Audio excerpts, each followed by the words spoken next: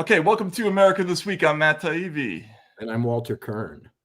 And we were laughing before we got on. We were going to start the show with something more serious and more grave, I would say.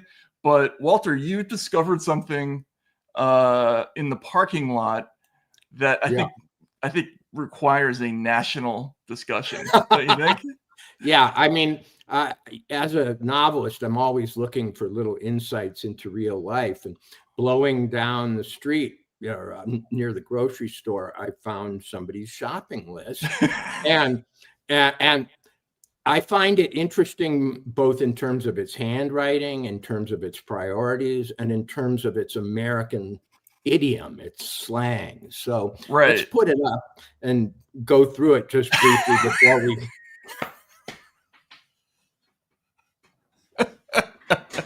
And just so everybody knows, we have a full show with other stuff we're going to talk about. We're not batting it out. We're just prioritizing. Yeah, okay. Obviously Walter was on Real Time. We're going to go through all that, and there's Russiagate stuff galore. But asswipe, what are we talking about here? What is this list? Well, this is the part we're crowdsourcing. What is asswipe? Right. Is it toilet paper? Is it wet ones? Is it something that we don't know about? Then red milk became a mystery, but I think it says real milk. And I applaud whoever the shopper for wanting real milk. Bag s'mores cereal, I think that says. I thought it said bag s'mores level, but it's a bag of s'mores cereal. It's cereal. Yeah, I think that's cereal. It's cereal without the A. Is this an open source shopping list? Because it appears to have the handwriting of at least 7 individuals. Or one very disturbed individual. Ice cream gets the all caps or the giant. I really want that ice cream. We really want. Of the I think this person may have lactose intolerance, because the ass wipes and the ice cream are both prominent, and I think one might cause the need for the other. Cincy cubes. That's it's a very specialized licorice flavored breath mint, I believe. Okay. Yeah. Incense, which is, what it is. It's an interesting spelling. If it had been with the INSC, it would have even been an improved spelling on the regular spelling of incense.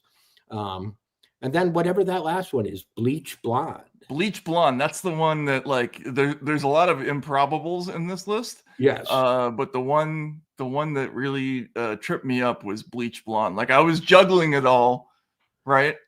Until we got to bleach blonde. And that they spelled blonde right. In other words, there are 2 blonde spellings. One, I believe, is for female, and it has the E. Okay, wait. Somebody's saying it could be sen licorice. Yes. Okay. Yeah. I thought they were breath licorice to make but you're right. It is a very strong, pungent licorice thing you put in your mouth. And then we have incense, but it's with a T, probably, right? Right. Which is fine. I mean, with a very good observation. This is a list for a recent prison.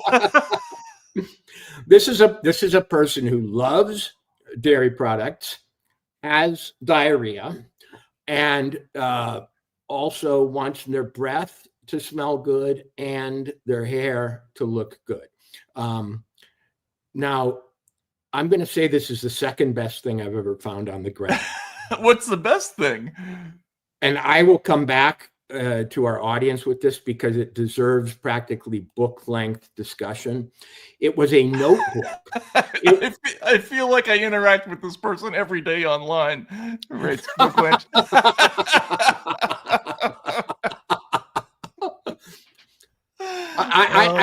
the other thing was a book-length notebook by a Frenchman. Wow. And I found it on the campus of the University of Chicago when I was teaching there. And it was a little sort of, expensive notebook in which this person had outlined their plan to go from being a French immigrant to someone, an all-American figure called Amarillo Slim. And it was a point-by-point self-improvement program of about 300 pages in which they were determined to memorize various American landmarks, sayings, and ways of being that would allow them to transform from some French dude into Amarillo Slim, a Southwestern cowboy. That is so funny. I mean, we should almost look up to see if Amarillo Slim exists somewhere. And it included paragraphs like, you just went to the party. You talked too much. Learn to be quiet and stand around. Don't smile. If you smile, you look weak. Look, Amarillo Slim.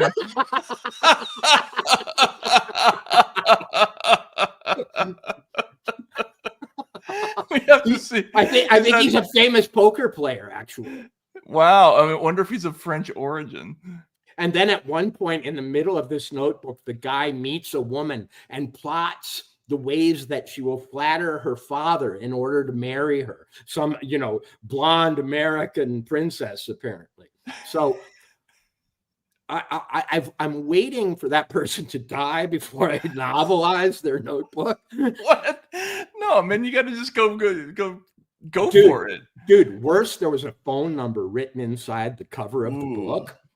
And I mean, I swear it said something like Francois, and then it had the phone number. And I called up and I said, Francois, I found your notebook about Amarillo Slim. And the person just quickly hung up. But I We have to see if maybe he's going to come swing through your window now. No, but asswipe man or woman, do we have any insight into the gender of that note writer? I don't. Asswipe. I'm gonna guess that's a dude. I know, it makes you think it's a dude, but then he bleaches his hair too. That's true. We could be getting it for a significant other, maybe. I don't know. It could be anal bleaching, but right.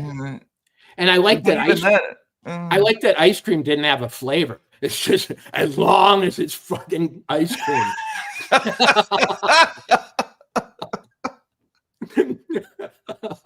Long live Amarillo Slim and Mr. Asswipe. Yeah. That should be a cart. Can we have somebody make a comic book? Asswipe and Amarillo Slim, or the Adventures of Asswipe and Amarillo Slim. Or what would it be exactly? Well, Matt, let's just give you one last detail about Amarillo Slim. He listed, famous American landmarks and what to say about them, even though he hadn't been to them. That's so Flaubert, the dictionary of received ideas, right? It's exactly what it was. It was like Golden Gate Bridge. Say it's beautiful in the sunset.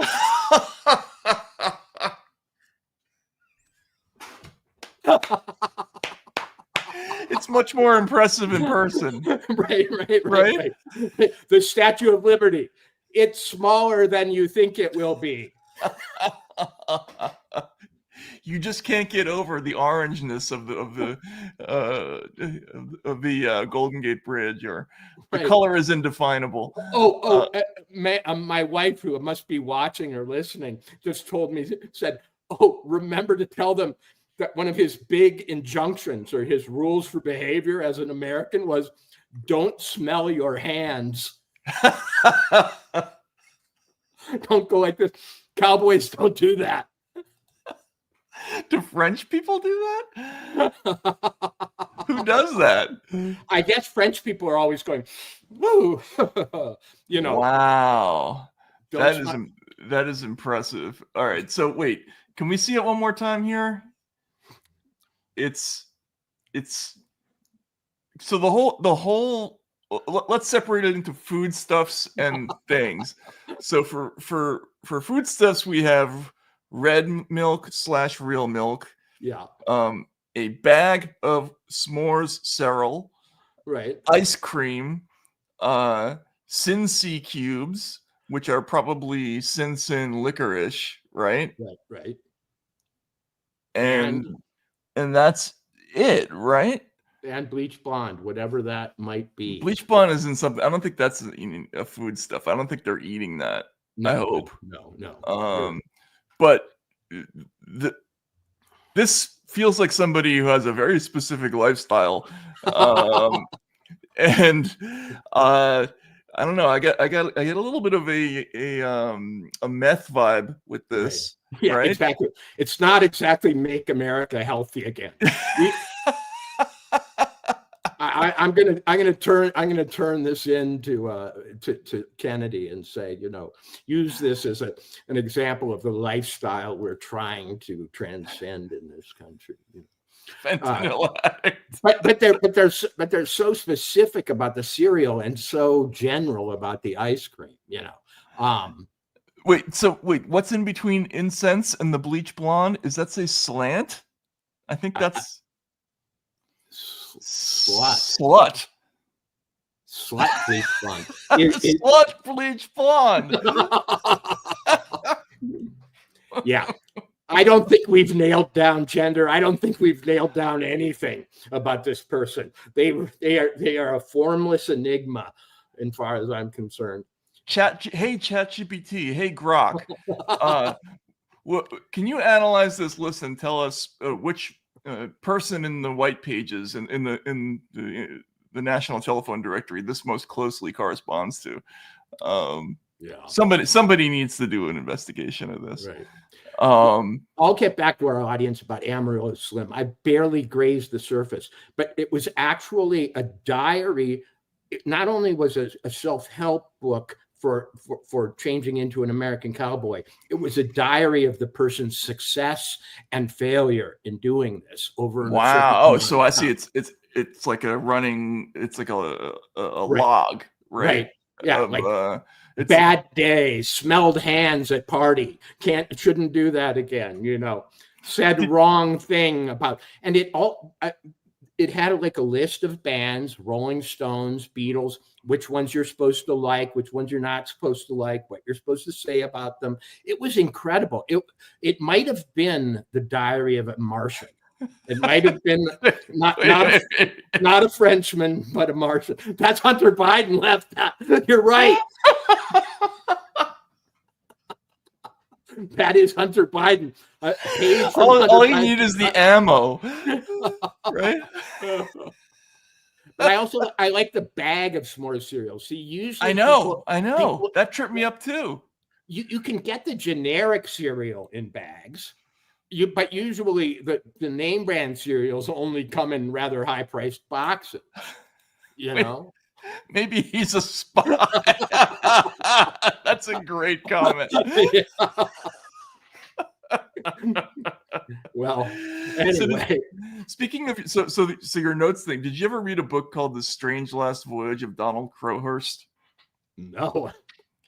It's a great book, great nonfiction book, true story about a guy who wanted to be a circumnavigating sailor. He was an amateur sailor, and someone had just set the world record for sailing around the world. They only stopped once, I think it was. And there was a race that was going to go all the way around the world. And like 6 of the best sailors in the world, and this guy from England who was just an amateur, he built his own trimaran. He races out with everybody in the race, and then just realizes early on he's totally overwhelmed and decides to fake it. He starts going in circles in the Atlantic Ocean and radioing in fake positions so that he'll be in the lead. Okay, Matt, this is very strange. I just started a book called Outer Bridge Reach by my favorite novelist, Robert Stone. Robert Stone's inspiration for that novel was that book. Yeah. Right. That is really weird. Yeah. You just started that? Yep. I'd never read it before. I've read everything by Stone, but I'd never read Outer Bridge Reach. I thought, I don't want to read about a lonely guy sailing around the world, but it's in the Library of America edition of his top 3 novels. So I thought I finally would. And I read the introduction, and indeed he was inspired by the story you're telling. So it's an incredible nonfiction book. I don't even remember who the writer is, but highly recommend it. But it's got this amazing absurdist plot twist at the end that actually happened. So his plan was to come in second. Like he was going to float around in the Atlantic Ocean, and then at the end, come in a gentleman's second. A gentleman's second, right? So he was going to just sort of sneak back in as everybody got into England. But I think the person in the league like capsized or something bad happened, and he was going to be left unable to explain all of his positions. So he just went mad, and they ended up finding his boat empty, floating in the Atlantic Ocean, and they found 2 diaries. One was the official one that he was going to present to posterity about his heroic exploits, and then the other one was like the "I'm fucked" diary. Like, what am I gonna do? And it's sort of a great documentary explanation about a person losing his mind. But anyway, it sounds like your thing. I wonder if James Comey maybe kept two diaries. Russiagate 1, Russiagate the real story. The second one dedicated to Taylor Swift. Dear Taylor, I thought you should know the truth about this op. Oh my God, how weird was that? That whole thing. Yeah, we'll get to it. We'll get to that. Yeah, just quickly, the weirdest thing I ever found wasn't actually even on the ground. I was at Katrina during the hurricane, and sort of floating like up to my neck in brackish crap, and somebody's med school notes floated right up to my face. They were like very detailed.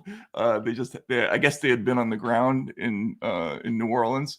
So I kept those as a souvenir. But the only thing I remember from them is that the section was about skin diseases. So there was something about molluscum contagiosum on it.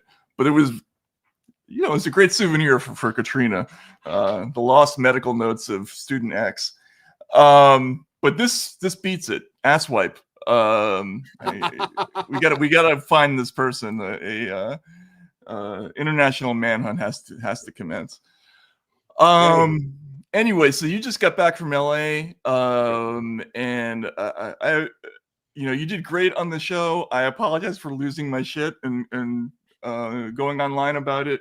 But first of all, do you have any general thoughts about the experience? It looked really, all you really had to do is just sit back and let Molly Jong-Fast kind of go nuts a little bit on the show. But what was it like? Well, so when you go on the Bill Maher show, you're contacted by a producer, and or maybe 2 weeks out, you go down and you stay in a very nice hotel. You're treated as a far more important person than you secretly know you are. A driver in an immaculate GMC Yukon limousine edition comes and gets you, and you're taken to the nicest hotel in Beverly Hills, Le Hermitage, and you are nervous until you get there. You're let in. The producers prep you. You know what the topics are going to be generally. They don't tell you what to say. They don't lead you or anything. But I knew in the green room, because the Anchorage summit was on TV. And I said something like, I said something to someone on the staff, like, how can you believe that Trump is Putin's bitch after seeing him fly a B-2 bomber over the guy's head and making him walk between fighter jets after coming all the way to Alaska? You have to do the walk of shame between our F-22s. And they said, yeah, but he waved. And I said, what? He said, well, the networks are portraying his wave as overly solicitous, overly complimentary, as kind of a scandal. Oh, and the clapping. He clapped too. And right, yeah, he said something like that. And I said, wait a sec, they're taking the wave over the clap over the B-2 bomber overfly. Right. I actually was scared that Trump was going to start World War III by rubbing it in. And so the two movies, one screen notion came into mind, and I was like, Bill's going to see this differently, isn't he? You get out on the set, and you sit there in front of a live audience. Now, it happened that my daughter was in the audience, and she had a very interesting comment after this was all over. So, I'm going to be on my best behavior. I wanted to see Dad as a civilized person, not the, rogue, rogue intelligence asset of the Russians that everybody claims he is. So Bill comes out and we start in, and it seemed at the beginning that Molly Jong Fast made something of the clapping, and Bill said, "Oh, come on, are we going to do this?" And then Bill went into a peroration about, say whatever you will about Trump, he loves peace. He just doesn't. He hates war. He hates war. And I made the joke after Bill's rather, surprising appreciation of Trump's love of peace. I said, "Well, you're really coming around, Bill." Whoa, did I step in it? Because apparently in his mind, he had already far exceeded his budget and what he believes to be his audience's budget for, nonpartisan Trump discussion. And Mr. Producer, do we have that clip? Can you check and see if that's out there? Sorry. Yeah. And it was just like a jack in the box with a turd on top of it. Hit me in the face. Man. Yeah. And I was like, okay, and then it got difficult after that.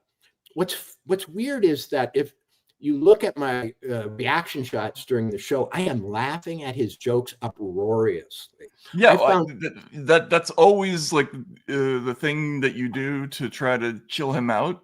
But I wasn't doing it on purpose. I was in a great mood, and I always think he's funny on air. But well, do you sometimes have a fight, say with a girlfriend or a partner or a wife or something, and they're mad at you, but you're in a good mood, and it takes you a while to realize that they're actually mad, like they're not kidding you. Wait, we're in a fight. I need to go to fight mentality from whatever great mood I was in.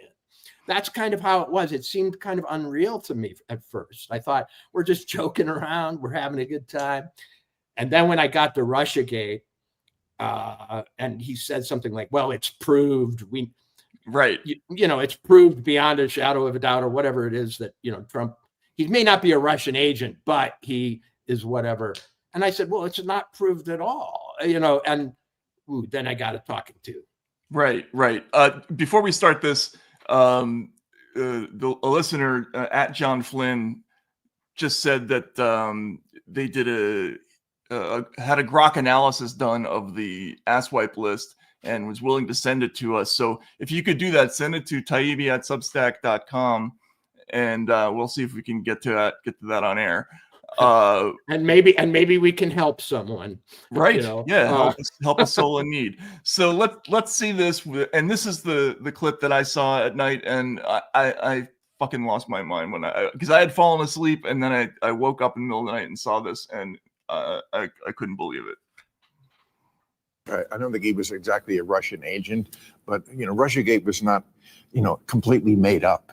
Bill, there we disagree. I think we're finding out day by day that it was almost completely made up. Oh, please. It's on tape. He's asking the Russians for help on tape, which he gave them that day. They released those emails that day that they hacked. He said, could you please hack some shit? They did it and released it that day to help him. So don't tell me there's no smoke. Let's not relitigate that year. We are relitigating it because it's before a grand jury right now, and we'll find out who. Okay.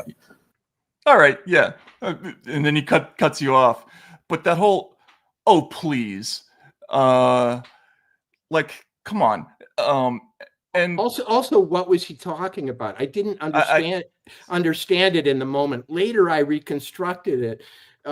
He was talking about a joke that Trump launched one day, rather late in the Russiagate game, frankly. So this is something that at first I thought he was confusing two different stories, but actually what he's talking about, there was the famous moment when Trump said, Russia, if you're listening, we'd love to see those emails. Remember that? Yeah.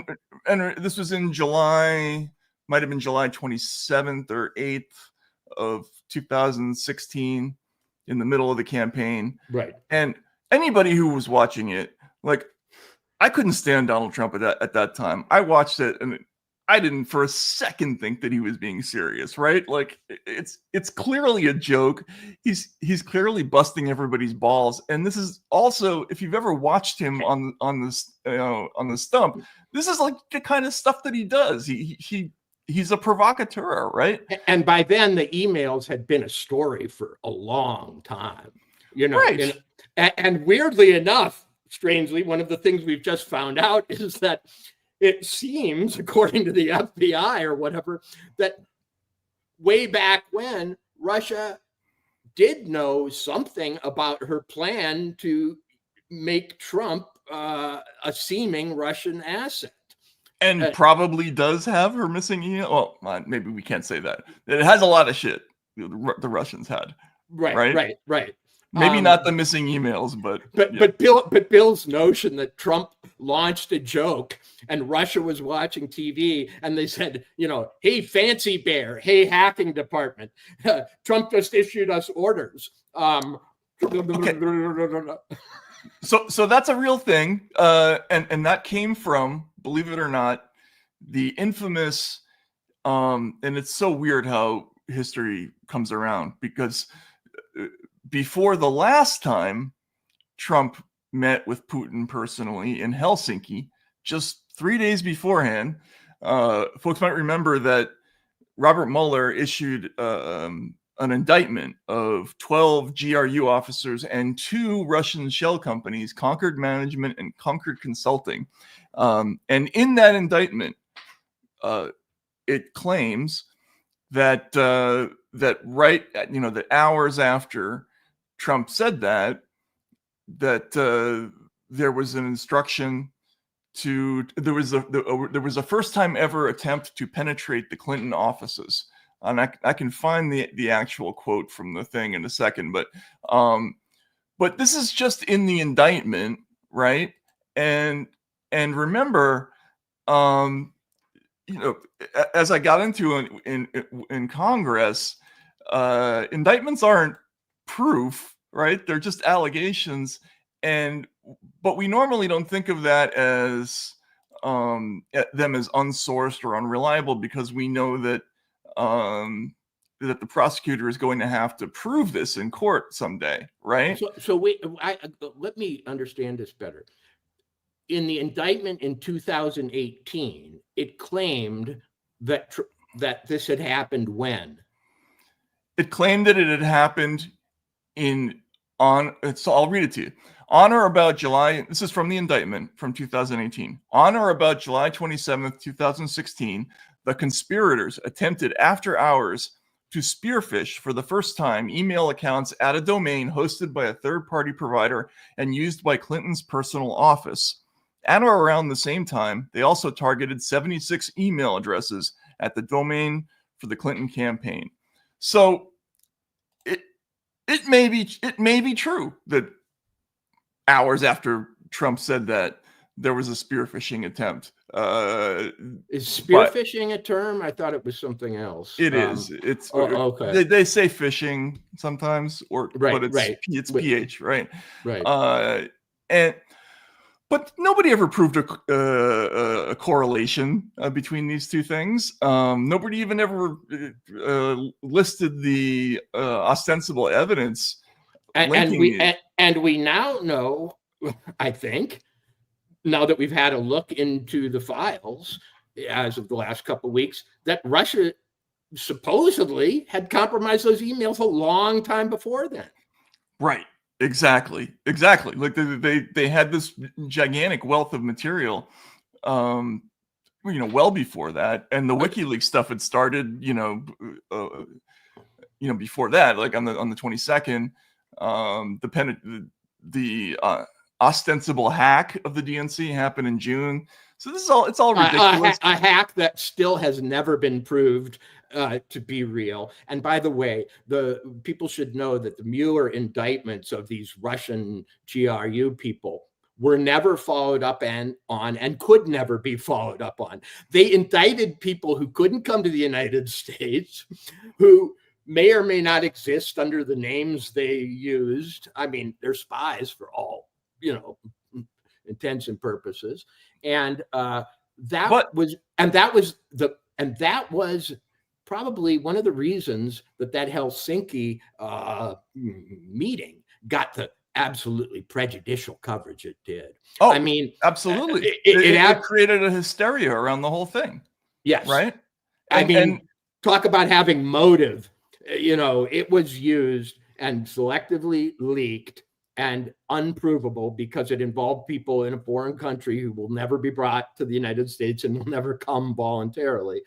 And pre-Ukraine war, it screwed up a meeting that, in retrospect, might have led to some better understandings. When you go back and see how assiduously Trump and Putin were separated from each other, from even before Donald Trump's election, you can't help but wonder why. And that's a thread that runs through this entire labyrinthine Russiagate story. The prevention of dialogue, prevention of investigations. I'm working on a story right now about essentially the way that the investigation into Unmasking was kind of squelched. The sort of irregularities about that were shut down early on. But yeah, 3 days before he goes to meet Putin in Helsinki, this indictment drops, and it's like wall to wall coverage. And just for not beating Putin over the head with a hammer when he meets him, there are literally treason headlines in the biggest conceivable font, and in papers like the Daily News, right? But all of it, the thing that Bill's referencing is, it's an indictment that was incidentally. You mentioned that there are people who weren't going to show up in court. There were 2 shell companies that did show up in court. They sent lawyers, and the moment they did, Mueller dropped that case. Right. Because, he never pursued it. Right. And this is one of the things I wasn't allowed to say in Congress when this came up. Oh, by the way, because I got asked, do you agree with those indictments? And I said, about those indictments. And he's like, reclaiming my time. This was Dan Goldman said that, which is exactly what Bill just did to you, basically. Right? Exactly. And by the way, a little news story that came out today. Though they would like to subpoena Robert Mueller, they've for some new hearings on all this, they've decided not to because of his health. And we saw a story a little while ago that he's in memory care. Okay. How that keeps happening. Biden can't testify because he's lost his memory. Now Mueller can't testify because he's lost his.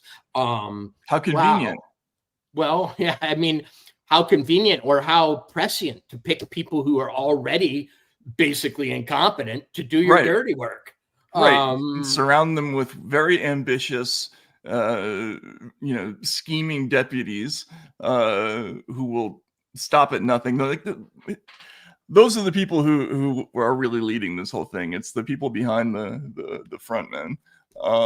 And I hate to say that. I don't know. It sounds conspiratorial, but that's just the way it looks in reality. When you look at who ran the Mueller investigation and how many leaks there were, and anyway, so. Well, let's go on with the show, because it's kind of interesting to think about it now with this dual perspective, a couple of days later. So do we have the clip from the beginning? I would love to see that if we do have that. No? All right. See, the thing that shocked me about his response there was that it was an absolute denial of any legitimacy to looking back at this investigation. And given the amount of news that has come out in the last few weeks, frankly, I was surprised that he seemed unaware of it. And I was also shocked to think, are you saying that there's a future ban on any learning about this, this set of issues? It's one thing to say I'm convinced at this point, but it's another thing to say we never have to. Oh, stop it! Again. Yeah. Oh, please. Yeah. So let's see what we got here. It sounds like a great party, though. Trump would tell Lincoln, "I could end the Civil War in a day." And he would say to Isaac Newton, "I know more about gravity than anybody." And then both of them would be thinking, "Wait, am I in hell now?"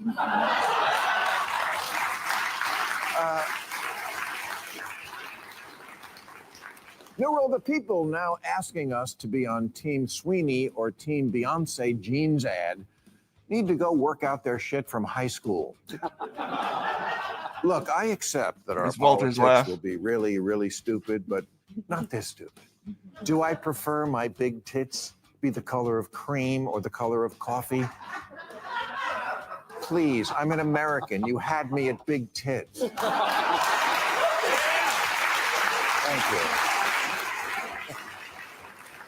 All right. And finally, Newell, Democrats need to wait. Okay, does he go on to get their shit together? Because we need two parties in this country, and we desperately need the one that still concedes elections, doesn't sell the office, and doesn't want to completely switch out democratic rule of law for a rubber-stamped autocracy. But that party is so fucked up right now, and nothing to me symbolized that more than this video. This isn't the right part. Why do I say that? Oh, all right. Anyway, that isn't the part that I was startled by was earlier, like I said, when he was praising Trump's peacenik side, and I just casually said, "You're really coming around, Bill," and he goes, "I don't come around." Right. What are you accusing me of? Going soft? I didn't say that, but it was. Yeah, no, you could see like it was like a shark with the eyes going white at that moment. And everyone has an audience, and everybody is in a way, I guess, susceptible to what they call audience capture. And I praised Bill Maher for going and meeting with Trump and coming back and giving what I felt was an honest report of that meeting. But I do know he took a lot of shit for it. He went on in the same vein he always has about him. It's not like he softened because of it. But so I was a little startled, as I say. It was funny. After the whole thing, my daughter said, "Dad, America is an illusion, isn't it?" Oh, here we go. Let's watch this. Here we go. Want it to happen, and people who don't want it to succeed. You seem to want it to succeed, so do I. Unless we're going to get rid of Putin, unless we're going to eliminate him, we could have dropped the bomb from that B-2. We're going to have to talk to him at some point. Who doesn't want it to succeed? Everybody wants. There are people who didn't want to see Putin walk across that red carpet and didn't like it when Trump waved to him. I mean, oh, I see. Yeah. I mean, it crushed some norms having him walk across a red carpet while Trump clapped. I mean, that generally. Oh, come Putin on! doesn't Are we really going to go through this kind of bullshit? Like it's when Obama wore a tan suit and he saluted with coffee in his hand. Who gives a shit when he walked across it? I mean. There's people dying over there. The body language to me put the lie to the notion that we've had for 10 years that Trump is Putin's stooge. Putin looked like his caddy. I mean, he really did. He's half his height. He was sort of smiling uncomfortably. I think we can lay to rest the idea that Trump is some Russian agent. I actually wish that he'd been a little kinder to him. I thought he was intimidating. Has Putin made any peace deals that have worked? I mean, that's my question. Like, he's clearly, because I've seen countries that he's made peace deals about, let's just keep listening. They don't look great, right? Like, I mean, he's been a very difficult person to make a deal with. And I think everybody wants peace in Ukraine, right? This is terrible war that's going on and on. But, you have to be able to take Putin at his word.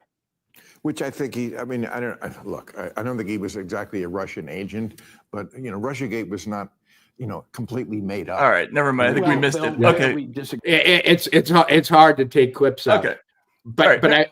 but I will say, as I was just saying, that I felt like once we got to the points at which we could have a kind of new border crossing, bridge building, heterodox discussion of things, it was stopped. Yeah. So I too previously, and look, not to spend all of our time talking about a late night TV host, but there's a reason why this matters. It's because it's been very hard to imagine how what I think is a very important story, and a lot of other people think is a very important story, actually reaches the ears of the other half of the country. It requires that some people look at things a little differently, and that the few shows that have a license to have an open mind about things, that they exercise that ability. And Bill has shown that in the past, right? Like it's not about coming around to another side. It's about being willing to look at things from another point of view and just air them out in public. I'm not particularly a Trump supporter. I just don't think you can't close off a story because you don't like the guy. And the context for that whole show, Matt, was that Putin and Trump were meeting as we spoke. That was taped in the afternoon. We're meeting as we spoke in Anchorage, Alaska. Right. To end a war that has, by some accounts, killed 1 million people. Okay. And no one's in any doubt as to Putin's role in that war. We all know what it is. And we know something about America's role in it, too. Less, however. But in any case, my desire for new facts to enter the situation was my desire to let some of the pressure out of this Russiagate myth that has kept us from negotiating, frankly. Right. And if there is a practical tragedy to the Hillary Clinton operation against Donald Trump, to portray him as a Putin agent or asset, it is that we got a war, and we got a kind of tense relationship with the strongest nuclear power on earth, one that could have gone wrong and still could at any moment. And those aren't small things. And the hangover of that Russia hoax is with us today when Eric Swalwell or whatever gets up and tells the U.S. military, I just watched the clip this morning, I'm speaking to the military. I'm not saying he's a Russian agent, but he might be. And right, yeah, maybe you might not want to obey his orders, right? I mean, that's like implied, all right? Right. That's 7 days in May, man. That is very close to a seditious comment in my book. Okay, and that's what set me off, is because there's another thing that he said. It was either last week or the week before. If we could see this is his whole nothing burger routine, which is very similar to what he said in your show. When it's like Russiagate isn't a nothing burger, it's a burger. Russiagate was not a nothing burger. It was a burger. Maybe it wasn't a juicy steak, but it was a burger. I would like to show you one little piece of tape, and then we could talk about it, that I remember, because their contention is that, Putin had no preference in this election.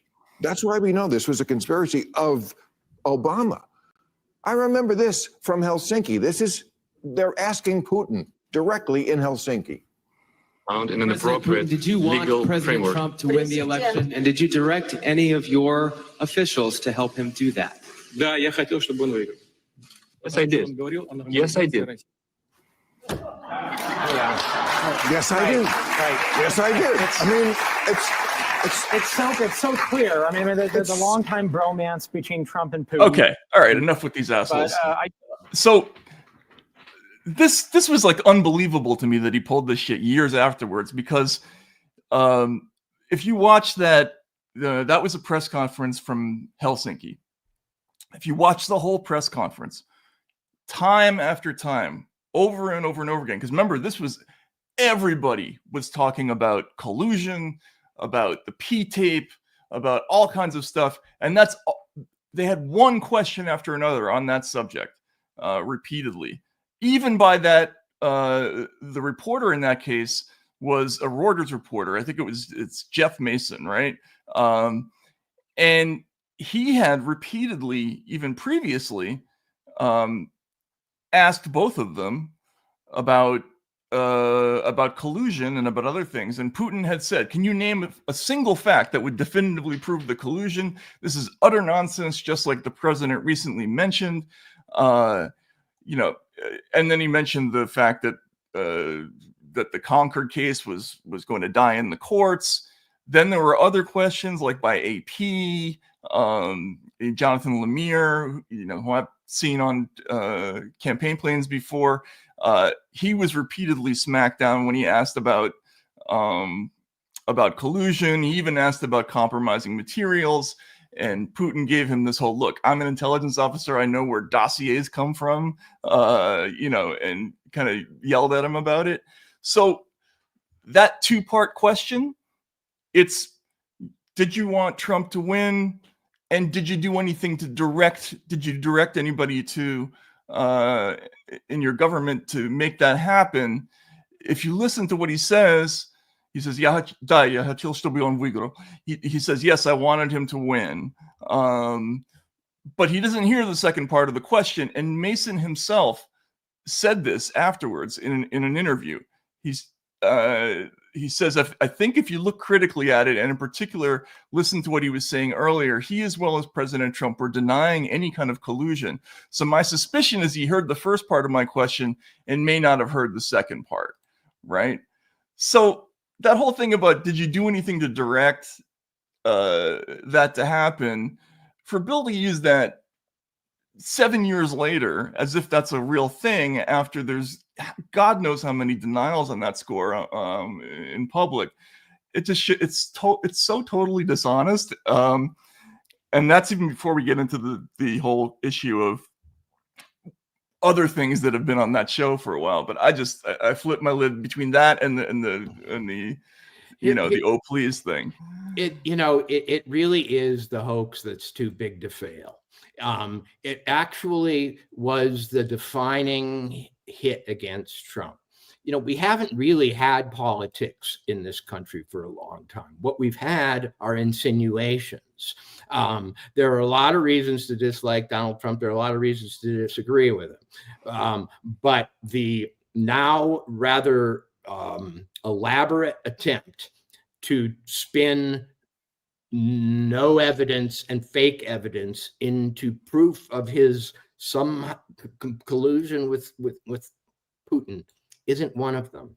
And the fact is, no one, including me or you or Bill Maher, is in control of the releases that are happening now and going to happen. And it's my understanding that when we get the fullness of this story, we may indeed have indictments against people for their behavior in this. And so at the very least, America should be waiting and seeing.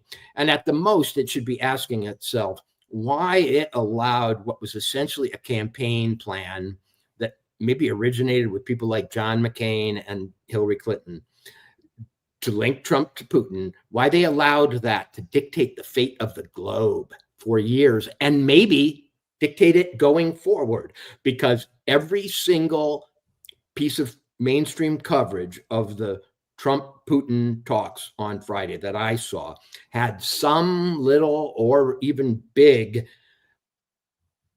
kind of insinuation about their relationship that goes back to that original it's operation. It's the original sin. It's the well, I guess it's like the faked eating of the apple in the Garden of Eden. It's the thing that set up the entire Trump administration to fail.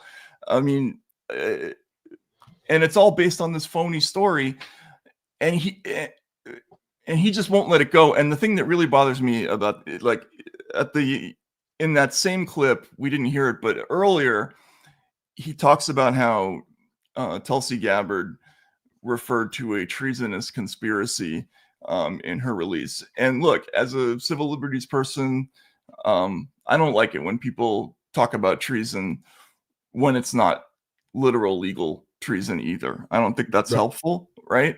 But when Bill read that off, he said, "And that's rich," right? But essentially, the charge against Trump was treason the whole time. I mean, in common sense terms, that's what they were saying the whole time. Well, not only that, Bill specifically went there over and over again. He had John Brennan on his show after the Helsinki summit so that John Brennan could bloviate about Trump's crimes, and Bill, sort of wrapped his arms around Brennan's ankles, and he's like, "He's not on our side. You're not on our side. If you're attacking our generals, you're not on our side. He takes their side and not ours. That's a traitor." So a person who doesn't agree with the assessment of the generals, right, and people like John Brennan is a traitor. That's what Bill said. He's been holding this line. It hasn't been as vociferous about it recently, but he was absolutely dead wrong about that back then. And to not go back and talk about it now, you have to remember the context of all the shit that you said at the time. To pretend that didn't happen, it's frustrating. And by the way, somebody commented that, look, they're never gonna admit it about this stuff. It's not true. I can tell you from talking to other reporters who are still in the mainstream media world that there is a bit of a thaw going on. It's slow, but it's happening. There's precious little to praise in the mainstream media's treatment of this story, but that there might be a little bit of a thaw is room to hope, because the fact is America has dug in its heels in every respect on every issue, and they've often dug in their heels versus their own family, friends, and so on. But in this case, it would go a long way toward returning to a politics of our self-interest and our competing economic interests and our well-being and so on, which are the things we should be arguing about, and getting off this kick of who's a Russian stooge. Because as I said before on this show, to be at all kind or understanding or even neutral about Trump became de facto to be a Putin apologist. And they made, and I resent that. I really resent it. And I still get it today. You got it on the show, frankly. Like, he didn't say it in so many words, but essentially it was, whoa, it's all over. It's all over my Twitter today. If anybody wants to look at it, Walter Kern lying about Russia, Walter Kern soft on Russia. I give a damn about Vladimir Putin. In fact, if people wanted to question me in depth about him, he's a rather nefarious character in terms of things I happen to know about personally. Okay, and not rather nefarious, ruthless. He came to power. My father had a client as a lawyer who was actually running for the Russian leadership, and who died in a helicopter crash just months before Putin came to power. Now, anybody who knows about helicopter crashes in Moscow knows there's something that happens to people who are on the wrong side of the. Oh, absolutely. The famous top secret reporter Artyom Borovik, whom I knew also. He also died in a Lebed died in a helicopter crash. Anyway, go ahead. Yeah. So I'm under no illusions about Vladimir Putin, but me wanting my, children not to go into some future war, or not wanting one of our missiles to land in the wrong place like they almost did in December and cause World War III, is just me being a human being and me wanting the truth about the domestic political operation in which our intelligence agencies served the interest of one candidate, are not at all consonant with this, Walter Kern, the red menace. Yeah, the red Team MAGA, right? Like that whole thing. Look at this comment. For fuck's sake, my own dad asked me if I was a Russian agent for talking about the very things you guys are. We all got that, right? At the beginning of this, I remember thinking, okay, well, this doesn't feel right.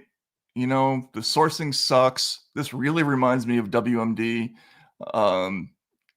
We can't check any of this stuff. We shouldn't put, but I never had any conception that it was something more than an over-interpretation at the time. Like if I had actually had any inkling that underneath all of this, there was this, what looks like a clear setup. I mean, the most recent thing that we talked about, this is our story and we're sticking with it. Like we're going to put out this lie and just, everybody get behind it. It was just too much to even wrap your head around at the time. So now we're only just finding out about it, and that's why it's taken so long. And one of the reasons we may be finding out about it is not Molly Jong's vast contention that it's all to distract from Epstein, but that there is this planned move to have a negotiated end of the Ukraine war, and maybe it was timely that America see in advance of it this evidence that Trump isn't indeed doing Putin's bidding and never was. And I can tell you that, God willing, and they find a way to stop this war, or freeze it at least, any concessions that Ukraine makes, or that the United States asks that Ukraine make, or whatever, anything short of some absolute humiliation of Putin, is going to be spun across the networks and probably across places like Real Time as Trump being, in Stephen Colbert's famous words, Putin's cock holster. Oh my God. I still can't believe they did all that stuff. Oh, it's amazing to go back and think about this. It's going to make a great book if and when the country ever comes around completely to accepting all this stuff. But it's going to have to be like on the size of Richard Rhodes's book, The Making of the Atomic Bomb. Like it's that huge of a story, right? And it's going to be a wild comic ride too. I mean, Bill Maher, and actually, thank you for having me on, by the way. I always appreciate an invitation to talk on, a platform your size, and to hear your jokes and to laugh sincerely at them. But I will say this. We have Obama on tape telling Medvedev, hey, go tell Vladimir that I'll have more running room after the election. We have that on tape. That is smoking gun times 1,000 compared to what the evidence they have for Trump. But yeah, there's that. I had forgotten about that. Jesus, that one was bad. The Hillary reset button. The reset button. Remember, and Bill Clinton giving the $500,000 speech to Renaissance Capital. That he had to get a waiver for because his wife was the serving Secretary of State at the time. Or Obama turning to Romney during the debate when Romney makes some comment about our, adversarial relationship with Russia, and Obama dismisses it as, that's your foreign policy from the 50s or whatever. That was a pretty pro-Russia comment, frankly. Or the 80s they want your foreign policy. They're foreign policy back, right? I think that was, but yeah, and Rachel Maddow said, Russia's Obama just said that Russia's a fly on the butt of an elephant or something like that. Like that was the party line on Russia until they said it wasn't. And then suddenly we were supposed to think something else. And it became like a thought crime to not go along with it, you know? I'm sorry, I just don't have. I'm losing my patience with people forget that in the 1950s, the Red Scare, McCarthyism, and so on, was often the charges of being, a red or a pinko or a fellow traveler were often launched at people who were or had been members of the Communist Party. Okay, it was nevertheless a dark day and a dark period in America, because you have every right to be a member of the damn Communist Party in America. In other words, we used to properly censure and and condemn the reflexive rejection of people's political beliefs about Russia. Oftentimes during the Trump thing, I've thought, so what if Putin wanted Trump to win? Every foreign leader has a preference in every election. We certainly do. Shit, we send CIA into countries to make sure that the people we want to win the damn election. Having, a foreign country having a preference in our elections is not a crime, nor is it a crime in our country to have a more peaceful or gentle comportment toward a foreign adversary. We tried to elect, but did not, George McGovern, who I know wanted to end the Vietnam War. Therefore, he was soft on China, soft on Russia. But why wasn't that a crime? Right. Because it wasn't, right? Because it never is. It never is. Just quickly, I have a story about this coming out later tonight, but as another demonstration of how completely public opinion changed about so many things on a dime over this stupid story. Remember when James Comey got up before Congress and announced, I am authorized to tell you that there is an investigation is underway and that we're looking into possible crimes with links to Russia and all that. That was March 20th, 2016. I believe it was the day after the chairman of the House Intelligence Committee, Devin Nunes, gave a sort of impromptu presser about unmasking. And because he had been tipped off reportedly about problems, irregularities in the Obama White House, that there'd been a quantity of requests to unmask the identities of people captured in foreign surveillance and FISA surveillance. The way they're supposed to do it, if you're an American and you're caught in FISA surveillance, they're supposed to anonymize your name so that nobody can look at what you say. Except the British intelligence agent looking over your shoulder can see it. Of course. But even so, you can still, like if you're in a certain position in the executive branch, you can ask the intelligence community to unmask the identities of certain people. And if they say that there's a predicate for doing it, they can do it, right? But and we'll get to how often that's supposed to be done in a second. Anyway, Nunes had heard that this was going on with Trump people, and he gave a little presser about this right after Comey's thing. So first, I recently confirmed that on numerous occasions, the intelligence community incidentally collected information about U.S. citizens involved in the Trump transition. Details about U.S. persons associated with the incoming administration, details with little or no apparent foreign intelligence value, were widely disseminated in intelligence community reporting. Third, I have confirmed that additional names of Trump transition team members were unmasked. And fourth and finally, I want to be clear, none of this surveillance was related to Russia or the investigation of Russian activities or of the Trump team. From what I know right now, it looks like incidental collection.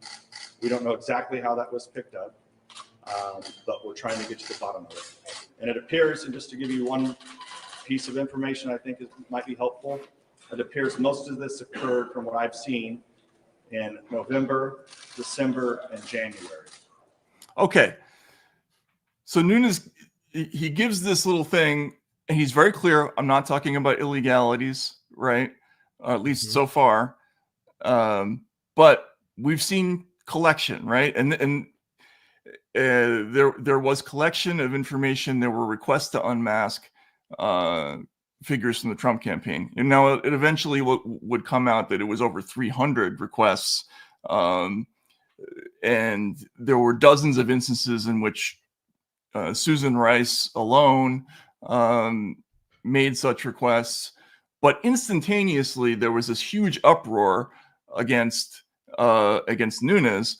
The House Intelligence Committee launched an ethics probe against him and demanded that he recuse himself from the Russia investigation. So he had to temporarily step aside for almost a year from this probe because they believed that he was disclosing something classified by giving that little presser.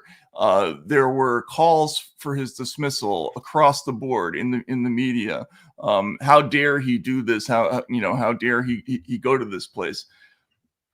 No one brought up that in 2005, when John Bolton was nominated to be the ambassador to the United Nations, it came out that he had made 10 requests to unmask people over a course of 4 years in the first term of the Bush administration.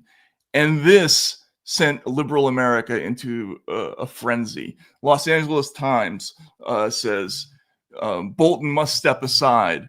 The New York Times denounces the administration. And Chris Dodd and let's look at Joe Biden, future President Joe Biden, denouncing the Bush White House for failing to turn over the names of people that John Bolton had asked to be unmasked. I want to thank the Majority Leader of the United States Senate, Senator Frist, for trying what I believe has been his level best to get the information. He and I had a call today. He's talked about this, and I'm sure I'm not revealing anything I shouldn't. He contacted the National Security Agency. He said, why can't we see these so-called intercepts we're talking about here and give us the same information, give me, the Majority Leader, the same information you gave to Mr. Bolton and his staff?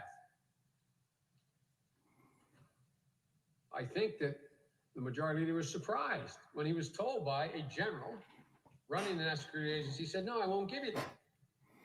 I'll give you the same thing I gave to the Intelligence Committee, which is a redacted, fancy phrase for saying the document without the names. I said, Mr. Leader, that's not good enough. I think he knows it's not good enough. This is just strong arm, man. This is just, we make no argument why you're not entitled to it. Now, I want to remind everybody. And this is funny. He goes into a whole deal about how Bolton got to see it, but he didn't. That Mr. Bolton's staff, Mr. Bolton, as important as an assistant secretary is, he's not the Majority Leader of the United States Senate. He's not the senator from Connecticut. Mr. Bolton's staff got this information. I asked the leader why it wasn't given. He said, because it is highly secret. Now translate that now. Got that? They're not going to give information to the leader of the United States Senate because it's really secret. Well, the neighborhood I come from, that means you don't trust me. The nerve of this outfit to say they're not going to give the information. All right. So that's what once upon a time they thought about unmasking requests. Right. That how dare the White House refuse Congress's request to tell us how many people you unmasked and why and when and over what intercepts. You don't have the right to deny that request. We're the United States Congress. If the majority leader asks if a staffer for an assistant secretary of state can see this shit, how come we can't see it? That's what Joe Biden said once upon a time. Chris Dodd, all those people said this. And suddenly, magically, on it. And by the way, even people like Ted Lieu and John Conyers were complaining about this up until this happened. The Russiagate thing happened. And all of a sudden, everybody changed their minds about this issue. Well, because in one sense, Russiagate, because of the severity of the charges, and they were as severe as I can imagine against a U.S. president, that you are the pawn of our chief adversary. Because of the severity, it was used as a pass to change all those rules, to break all those old prejudices and old principles for this one-time exception, Donald Trump, the boogeyman from hell. And the problem is that we've not recovered from it. I don't know that anyone can have a principled stand on this again. The Democrats certainly can't. But I guess it won't probably prevent them if they ever feel that, that Donald Trump is doing something similar to them. Well, I mean, and he might be. Who knows, right? Like, why wouldn't a president do this if they know that this is in the bag, and they're not going to get called out on it? Exactly. If they have this toolkit, right? Listen, all these people need the constant policing of obviously an independent press. And the most disturbing aspect of all of this has been that the press did not, it's one thing for them to have an ideological bias. It's one thing for MSNBC or Fox News to be more Republican or more Democrat. But to have Republican and Democrat morality, to have Republican and Democrat ethics and Republican and Democrat law is ridiculous. And I don't know if we ever get back to some basic consensus around these things, but it won't be a political consensus, but at least the press could, since we don't gain power by unmasking people, we can afford to have principles about it. Exactly. Like, that's what I always thought the press was for. It's a collection of people who basically don't give a shit. They just think it's interesting, right? Right. Like when scandals happen, the level of moral concern on a reporter was always down here somewhere compared to right. the level of stimulation about the size of the story was always like this big, right? And it didn't matter who did it. And then that suddenly got flipped around in this moment. And we never recovered. My standard as a reporter is this: what I find most interesting in terms of political reporting that isn't, process reporting about, who's behind a bill or whatever, is who are the most powerful liars doing the most lying right now. Those are the people I want to scrutinize in my permanent position as spitball and paper airplane thrower at power. Right. Yeah. I think we're all trained basically to look at this from the point of view of the general audience that doesn't have a platform, and so we just want to focus on whoever the biggest asshole of the moment is. Right.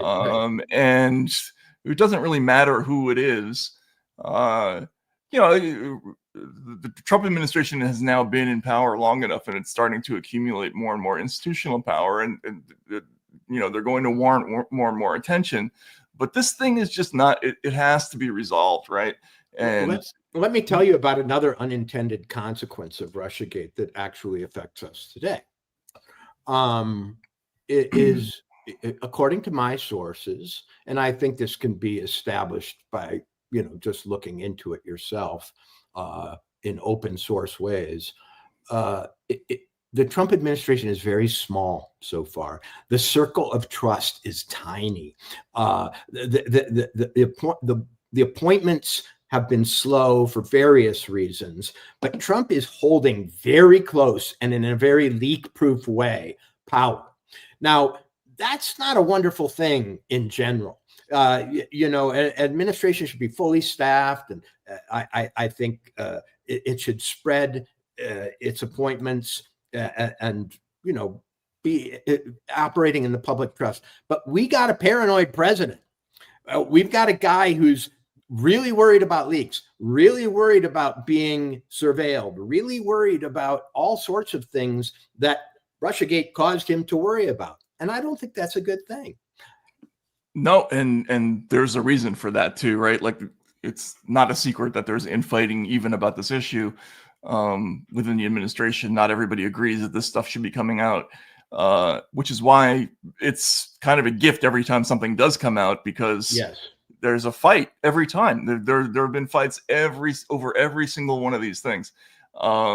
So it's fascinating. There's more and more stuff coming out. Like, my phone has been blowing up for a week now, and there are also releases about some unrelated topics or tangentially related topics that are coming. So this is going to be like a really interesting time. It's just going to continue to be like this for a little while. So something we have to comment on is a name change. Can we see number 10 here? I guess it's Not the Bee, right? On MSNBC, which may be the last time we used that name.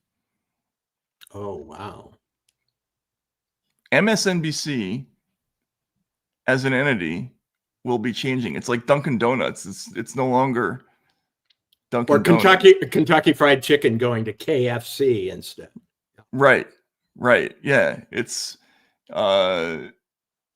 here we go. Walter, do you want to can you read from that? My eyes are failing me. Can we blow that up a little bit also as well? MSNBC to separate from NBC and rename itself MS Now! Exclamation point. Wow. And then my source, and now is cleverly styled as an acronym for News Opinion World, MS Now. They basically have become a soft drink. Okay. It's Tab. MS Now. Yeah, it's Tab. New sugar-free news. MS Now. This is, how can I put it?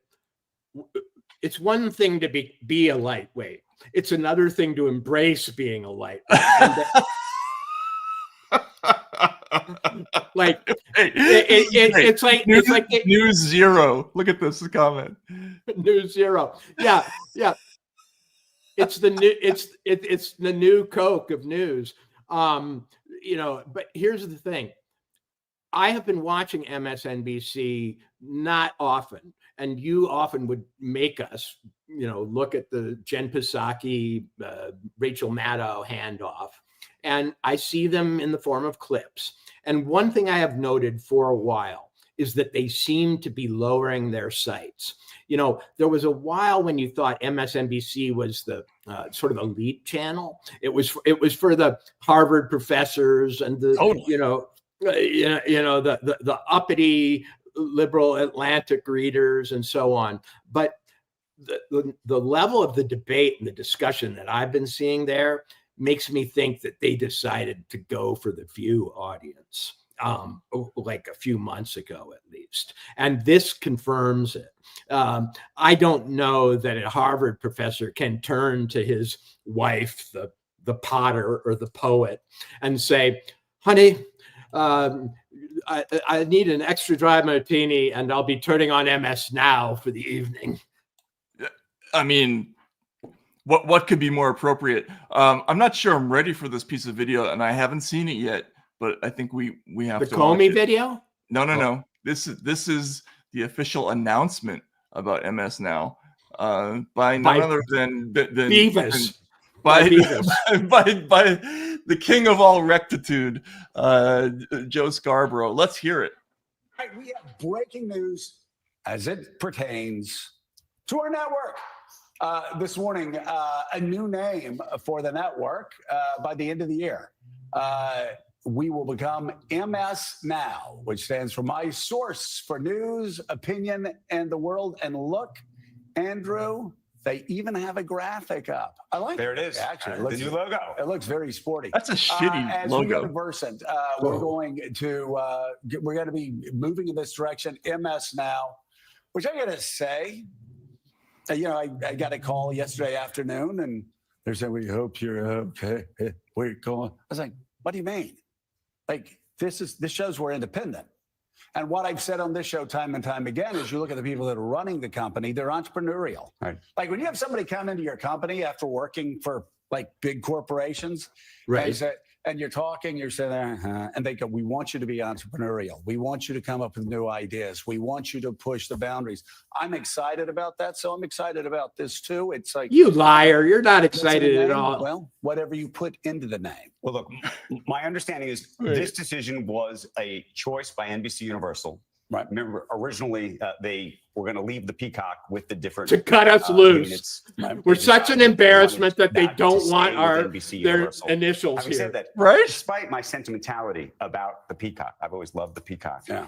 The truth is, I've always thought about this network and CNBC and USA and actually all of those assets as insurgent networks. Right. This is an insurgent yeah. network. And What? I love the idea, Get to be the- honest with you. You can take out your salt shaker or whatever you want to do and say, take it with a grain of salt. But I like this because I think it actually does have this sort of independence and actually gets away in some ways from even the idea of legacy media. Yeah. Right. I mean, I think what you're seeing MS do and what you're seeing some of these other networks do now is not just linear, but by the way, I'm watching you on TikTok now. Do you know that? Do you know I'm seeing you on TikTok? So this is a thing, and of course, Wow, is because this I'm in for the creepy and kids, embarrassing? I All right, okay, actually I didn't can't know anymore. this, The but- porn Dude. vibe is too strong. We gotta turn that off. But you know how like designers like Armani also have their retail line, Armani Emporium, or you know what I mean? Right. This is their retail line. MSNBC has decided they've become so embarrassing they want no association with them. And that's one thing. But they decided that they needed to rebrand them as not really serious. Like, Right. Yes. like this isn't really the news anymore. Okay. This is like the Target line. Sometimes a designer will decide to do for a season, Missoni will do a Target or Walmart line. And they could have called it MS Lite, Lite, but that was too heavy for them, because that referred to the old thing. This is MS Now. Dude, no one is going to be able to say with a straight face, "I was watching MS Now last night," or according to MS Now. According to MS Now. This is like a tattoo that they won't be able to remove. This is like a formerly serious person who gets like barbed wire tattooed around their neck, and or Mike Tyson's. Actually, it worked for him. But go ahead. Yeah.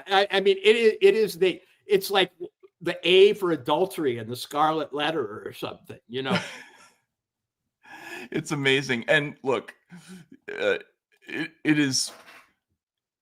I would say it's closing. Basically, MSNBC just closed. Okay? Exactly. It's Kmart. Like that store is going to be an empty space that you can play, squash in no time. The only reason I can think that you would do this if you were NBC is to try to preserve some of the imprimatur. The NBC part. The NBC part. The Peacock, no matter what people might say about those networks, they did build up a tremendous amount of capital with audiences over a long time. And I think that's deserved. No matter what you might say about the coverage going back a long time. Like, I come from a family that, who my father worked for him at NBC, right? But they did tremendous work, right? They had a lot of trust, and the Peacock means something to a lot of people, especially people of a certain generation. And it was about to sink to the ocean floor largely because of MSNBC, I would say, right? Yes. Yeah. And so they had to just cut out the tumor. I mean, isn't that what just happened? This is like if the New York Times decided to rebrand its online part Tempo NY, or Tempo New York or something. Yeah, exactly. This is embarrassment.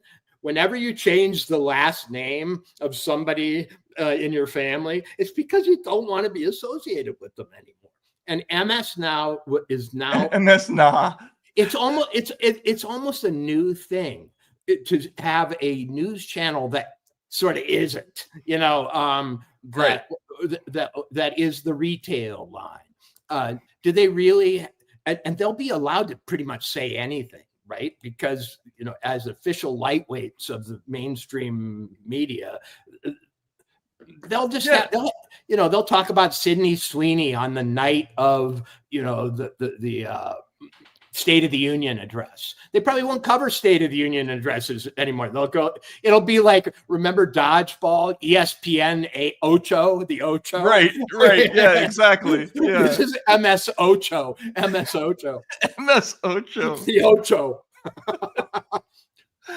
Yeah. Welcome to We Heard Some Shit with Lawrence O'Donnell. I mean, it's going to be, it's just ridiculous that, and this is a very good point that at Josie Picat points out, the ridiculousness, the sort of low budget nature of that graphic tells you that they don't have a lot of confidence in the product. Like if you really cared, you would come up with something, So they basically spun off their own counterfeit network. Okay. When I was a kid, I worked in a gas station, and one time a guy came through. I lived in a little town of 500. A guy came through and he said, "Hey kid, you don't have a watch. You should wear a watch." And he opened up his trunk and he showed me this big display of watches. He said, he said, "These are Hamilton watches, the finest American-made timepiece you How can come buy." you have 4,000 of them?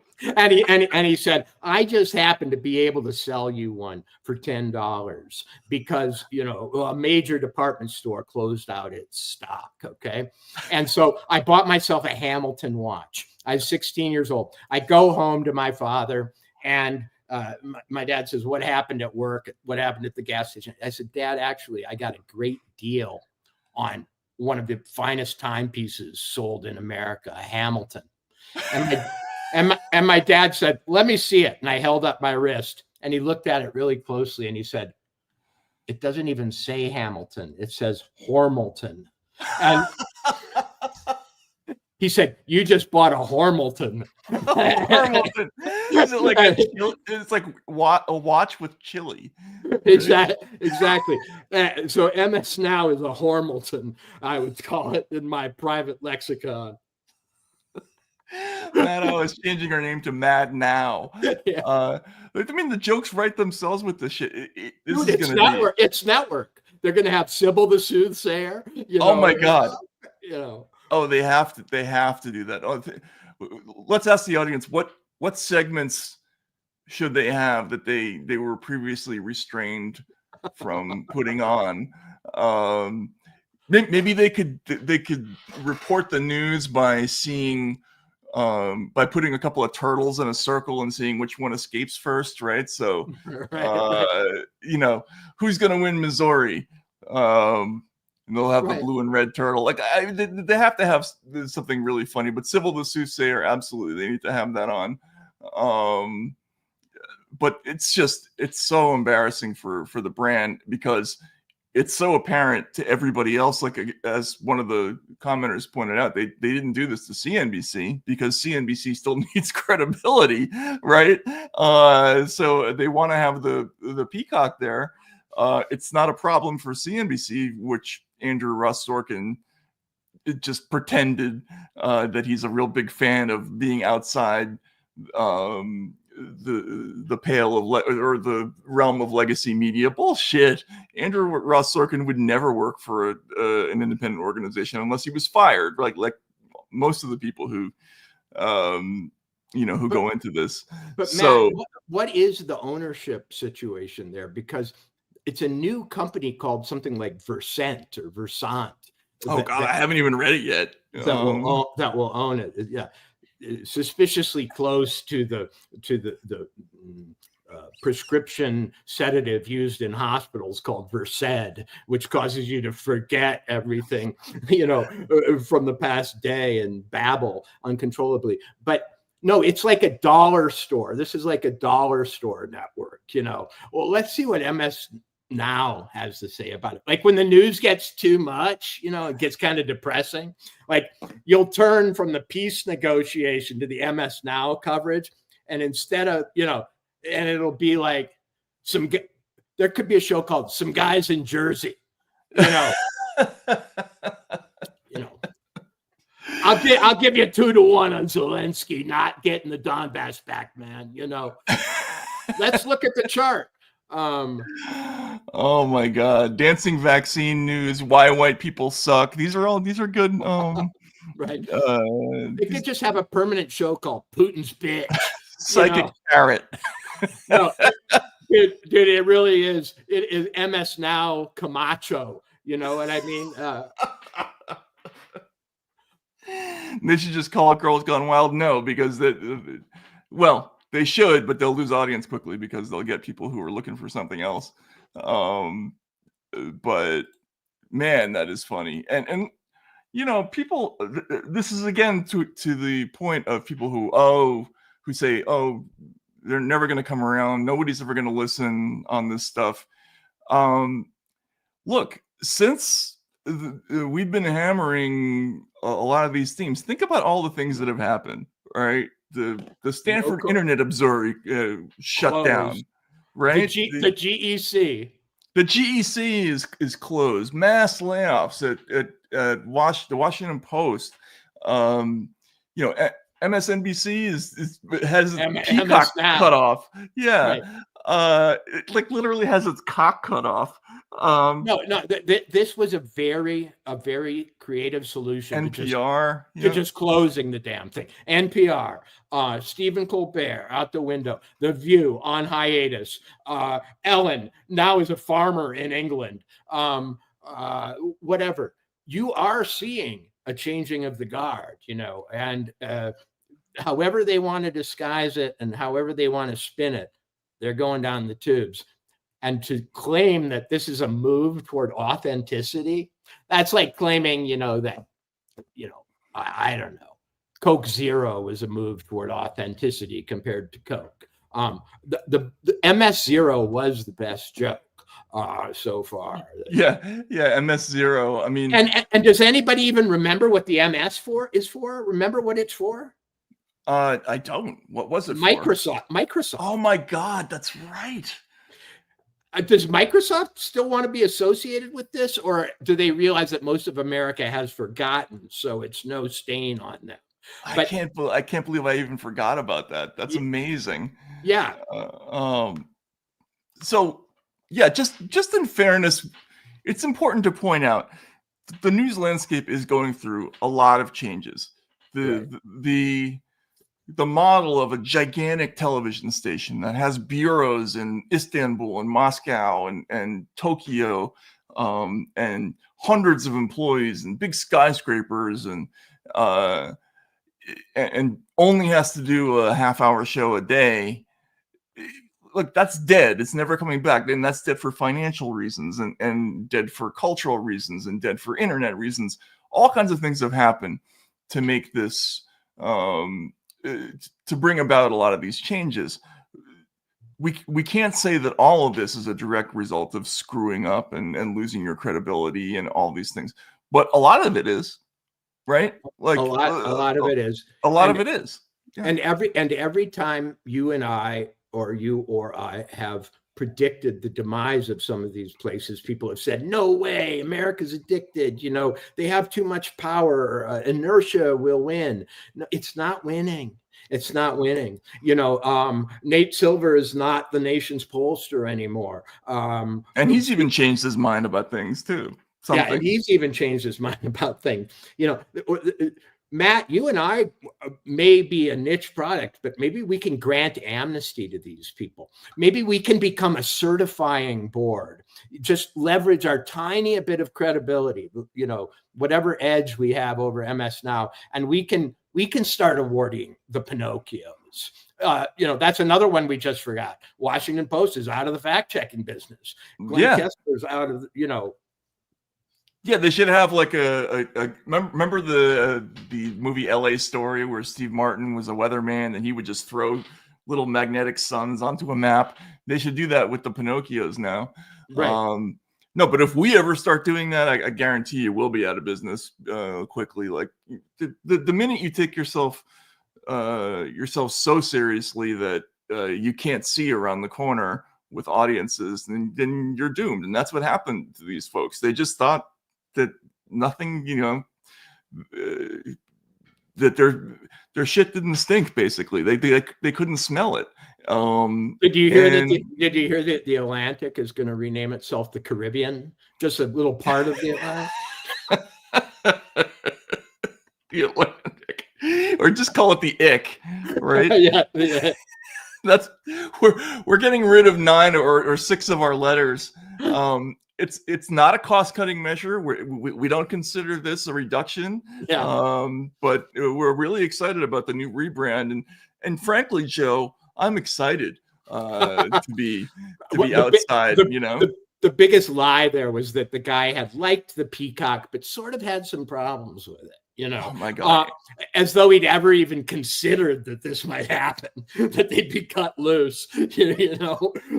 I mean, I'm sure Andrew Ross Sorkin, the idea of having the peacock taken away from his show would put him in pucker mode so severe that he could crunch a coal briquette into a diamond if that happened to him.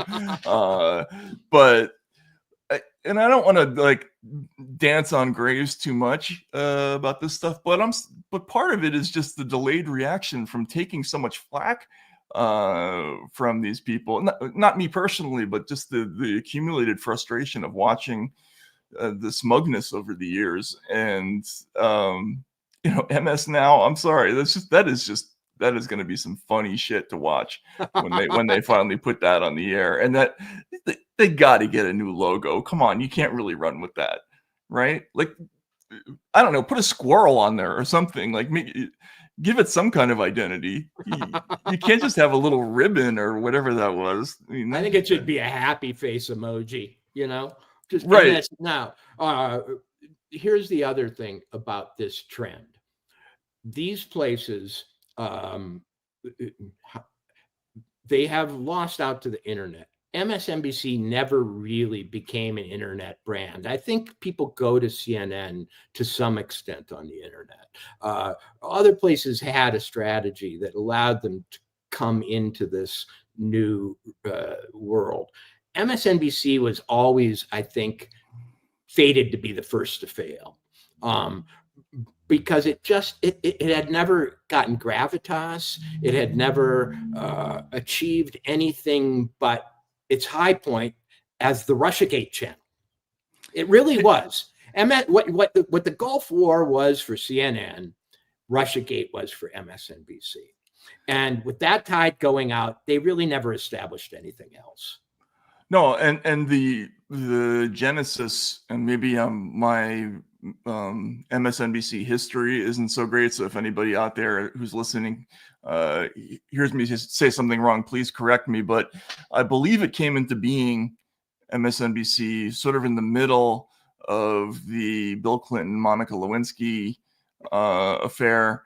And, they had Keith Olbermann, I think, at the time. And part of the idea of MSNBC was to capture the dynamism of a huge, big, exploding, breaking story, right? So if something like Watergate were to happen, we want to have a network that's going to be able to deliver the minute-to-minute breathless coverage that you need in one of these monster crashes, right? Like that's what they call them in networks, is like crash stories. And they did pretty well back then, but you're right. Russiagate was the apex for them. They actually nudged Fox out of the #1 spot briefly. During the exact time period we were talking about, when Comey made that announcement, in March and in April of 2017, they were hot. They were raking it in. They were making serious buck at the time, because there was this sense that we were watching a presidency dissolve on live TV, but it was all invented, right? And between Morning Joe, Lawrence, and Rachel, it was, bombshell after promised bombshell. And the fact is, they never really, they did more with less than I've ever seen in the news. They promised more and delivered less than I think I've ever seen. And if this story were so true and so gripping, they could go, a whole hog on it still, but nobody cares. They could become the Epstein channel. Maybe that's what they plan to do. They're going to become the Epstein channel at MS Now. But, E-Now. E-Now. Right. Epstein Now, Epstein Today. That could be their morning show. Ep up. No, it's amazing, and boys, it's going to be funny. Look, the unintentional comedy factor is going to be very high when this finally goes on the air. So, okay, we're running out of time a little bit, but I do want to get to a little bit of that hideous strength, because as you said before the show started, it gets awesome kind of quickly. Yes, and in a way that I was not expecting at all. So, Walter, do you want to summarize even just neither of us had read this book. The only reason we chose it is because it has been urged on me endlessly, and then I urged it on Matt, and he yielded. And it starts a little slow. It starts with academic politics over the sale of some land by a sort of second-rate British college, a university, Bracton University. And they have to sell some land off because they're in dire straits financially, but also because this strange, like Manhattan Project times 10 scientific think tank wants to buy the land and establish its headquarters there. And so we get a lot of, senior common room, British academic, political drama over the sale of this land. But once this man named Mark goes to work for NICE, I forget what it stands for. There's something, something Center for Experimental something. And you're to understand it as a multifactorial National Institute of Coordinated Experiments. Right. So basically, it's the Center for Technocracy. And remember, this is a story that was written in 1943 and published in 45. So what C.S. Lewis is saying is that there's going to be this new institution, and once we start moving inside the institution through the eyes of the worm who wants to be powerful, in the same way that Winston Smith in 1984 is kind of an everyman, we do have an everyman at the center of this story, except he's a butt kisser who wants nothing more than to be on the inside. And you start to realize he's morally and ethically super flexible. And once we start to realize what this NICE is doing, it resembles nothing more than like the World Economic Foundation, exactly, crossed with Bill Gates, crossed with USAID, crossed with Google, crossed with the military industrial complex. This group has basically secretly, and in a way that reminds at least one character of the Nazis. One character says at a certain point, it's like we lost the war. In other words, between eugenics, weapons manufacture, and so on, you realize this is the new way.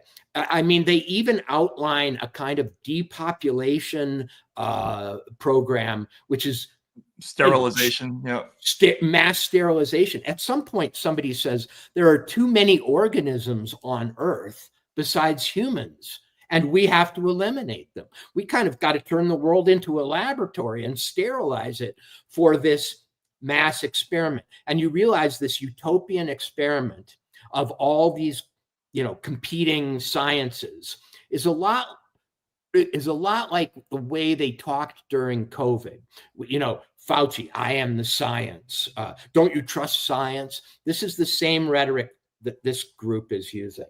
And very quickly, it starts to do things like it stages a riot against itself, knowing that the people, in other words, knowing that the people are going to be suspicious of NICE. It actually mounts a riot against itself. And it has this worm named Mark write up a story about the riot the night before it happens. and Mark has this, residual ethical side that says, how can we do this? How can we write the story of the outburst before it happens? And the weird leader of NICE is this woman they call the Fairy. And she's a cigar smoking, rather masculine woman who has this private police force that she wants to launch. They're into surveillance, they're into fake news, they're into information control. And she says, since when do you have to wait for a story to happen to write about it? Yeah, to write about it. And you start to go, oh my gosh, if C.S. Lewis were alive today, he would be thought of as, out kooking Alex Jones. I mean, he lays down the template for how a group like this will manipulate public opinion in the service of. I just saw The Naked Gun last night, okay? And in the new Naked Gun, the villain is a group that wants to depopulate first what they want to do is make everybody's cell phone send a signal that will cause them to go atavistically crazy, cause disorder, so that then this, corporate, scientific, technocratic regime can come in and recreate order. And that's, God, they did that?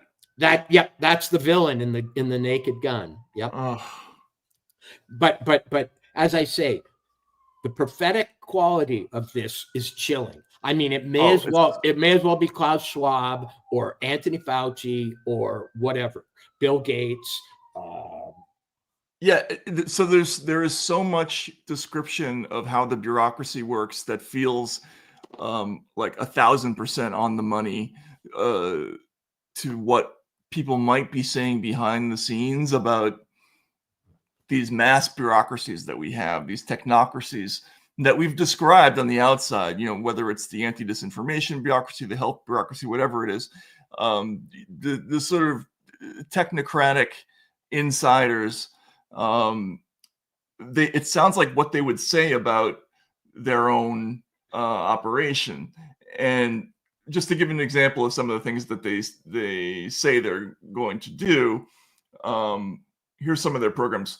What sort of thing do you have in mind? Quite simple and obvious things at first. Sterilization of the unfit, liquidation of backward races. We don't want any dead weights. Selective breeding, then real education, including prenatal education. By real education, I mean one that has a take it or leave it, that has no take it or leave it nonsense. A real education makes the patient what it wants infallibly, whatever he or his parents try to do about it. Of course, it'll have to be mainly psychological at first. And then they start talking about like the size of the bureaucracy and how exciting that is. And there'll be 15 subdirectors and hang on a second. There'll be 40 interlocking committees sitting every day, and they've got a wonderful gadget.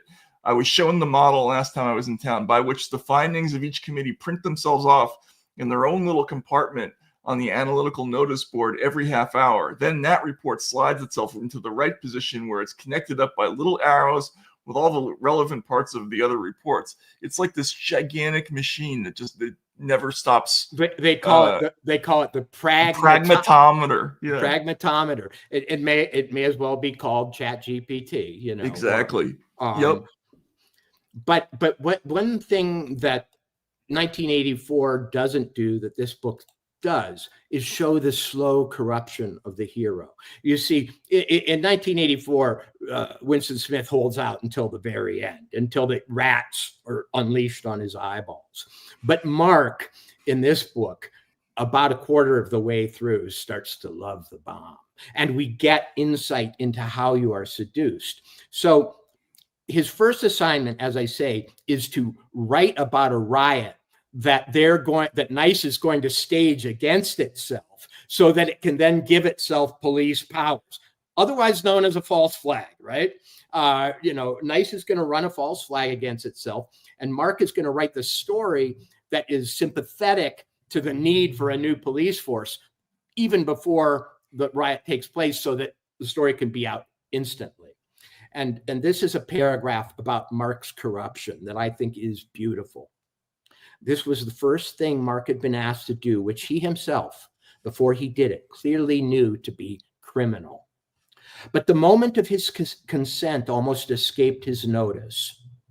For him, it all slipped past in a chatter of laughter, of that intimate laughter between fellow professionals, which of all earthly powers is strongest to make men do very bad things before they are as yet individually very bad men. Wow. That is chilling, right? Yeah.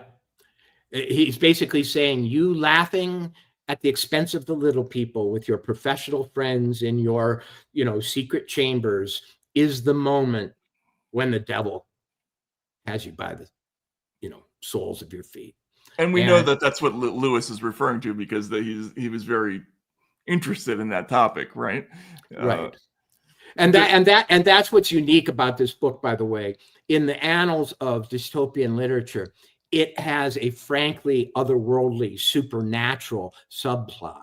Because while Mark is being corrupted in this technocratic way that doesn't seem yet to have to do with the real devil, but will, his wife is being taken up by a kind of group of rebels who are trying to hold the line against the AI or the evil technocracy, because his wife is some kind of seer who's having dreams that predict events. It's kind of PKD actually. Yeah, it's like PKD became a Christian at the end, but it's a more orthodox Christian form of PKD, as I say, what I find startling and unnerving about it, and I really was unnerved by this portion of it, is the extent to which Lewis, who is an Oxford Don, remember, he's a friend of Tolkien, he's a friend of what they call the Inklings, this group of British academics.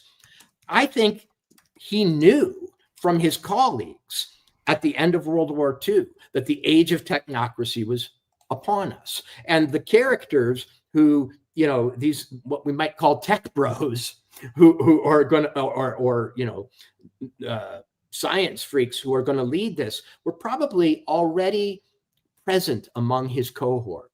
In other words, he was seeing within the university this movement of this fissure between the humanists and the technocrats. Yep. Yeah, for those who are asking, this is the book, That Hideous Strength by C.S. Lewis. So let's just leave it up there for a second. Yeah.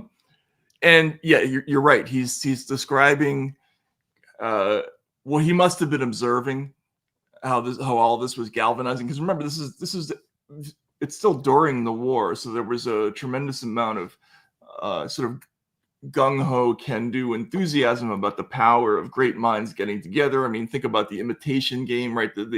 It's the collective ability of smart people getting together, overcoming or reaching a great task together. There was a lot of that in the air at the time. In the United States, we had the Manhattan Project, and there was a similar kind of thing that happened, but it wasn't academic in the same way. Maybe, I don't know. But either way, the conceit of this novel is really interesting because it asks Mark to come in, and his role is going to be to chronicle it, right? And he immediately questions, well, why would you want me to write about something this? They say, you don't mean you want me to write up all of this? And they say, no, we want you to write it down to camouflage it. Only for the present, of course. Once the thing gets going, we shan't have to bother about the great heart of the British public anymore. So does that sound familiar? It sure does, right? Like this whole idea of like a mountain of propaganda with the idea that we eventually we can take the training wheels off and people will just not think the forbidden thoughts anymore. We'll build resistance, right? That's the DHS concept. It's the same thing as this, isn't it? Lewis identifies the entry point for corruption into Mark and maybe into humanity in general as the desire to be included in exclusive groups, to be a member of the elite. And at some point, Mark, who's very concerned about money, he and his wife don't have much money. And when he gets brought into NICE, he's very concerned that he have a job and a salary. And at some point, somebody takes him aside and says, listen, once we get going, you're not going to have to worry about money. Right, exactly. And he says, why? And they said, because we will create the money. Right. You are joining the power structure. You're joining what the QAnon people call the cabal, or and you're not going to have to worry about material things. We are going to take mankind and form it into a new species, basically. A new thing. And what's interesting is that they cast the utopian project as a religious project. They say Jesus was really speaking metaphorically about going to heaven, or about transfiguring himself or having eternal life. That was really code for physical immortality achieved through science. That was really code for a new social organization, and the stamping out of disease and everything. And so the mock religiosity of this scientific project is, for Lewis, a big deal because he's an Orthodox Christian, but I think is also one of the insights that Orwell lacked. Orwell, was trying to write a version of Soviet communism, basically, or Hitlerian and German fascism. But Lewis is seeing past that and seeing that utopian schemes are ultimately religious schemes that aren't truly about economic betterment or the working class or the Volk, as Hitler would have had it, but they're about triumphing over the human condition itself. Right. And this is what we've been talking about. We started talking about a couple of weeks ago. Once this thing gets going, we won't have to worry about checking facts anymore, or doing all these things that we used to have to worry about, or convincing audiences, because we will be the audience. Like we'll tell them what they care about. We'll have created their sets of demands, and the only audience that will matter is our own assessing machine. One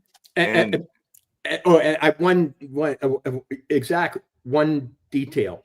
When Mark is asked to write the story about the riot, and the story is really going to be an editorial about why NICE needs its own police, he's given the assignment to write two versions. One is the Atlantic version, and one is the tabloid. Right. And one is the tabloid version, in which he's sort of plain spoken. And and in the second version, he says, he's talking about the enemies of nice. They may be so-called religious people. They may be financial interests. They may be the old cobweb spinning professors and philosophers of Edstow University itself. They may be Jews. They may be lawyers. I don't care who they are. But I have one thing to tell them. Take care. The people of England are not going to stand this. And then he calls later Nice. Tell him from me that Nice is the boxing glove on democracy's fist. And if he doesn't like it, he'd best get out of the way. And boy, does that sound like this new tough talking manner of both parties in politics, you know. Right. Now that Gavin, even, you know, mincing Gavin Newsom is like a, you know, street brawler, you know, you tell him from Gavin. And oh, I know. You know, in his version of Trump. And really, you don't have to have lived for the last 75, 80 years to feel like this is up to the minute. You know, we're the boxing glove on democracy's fist. I'm sorry. I mean, that could have been an Atlantic headline, even. Or Joe Biden. I'm the boxing glove on democracy's fist. You know, right? Yeah, that could have been or a Donald talking Trump. point. Yeah, although they use different language, I would say. Yeah, they don't say democracy a lot. But the language that's used in this book is very much the rules-based international order pro-democracy group. I mean, it's chilling how close it is, and that's why when you read it, it's almost like you get the same kind of rush that I got with the Twitter files. Like, oh my God, this is what they really sound like behind the scenes. Right. And it's that same kind of thing with this. Great point, Matt. In 1984, there is one problem, another one.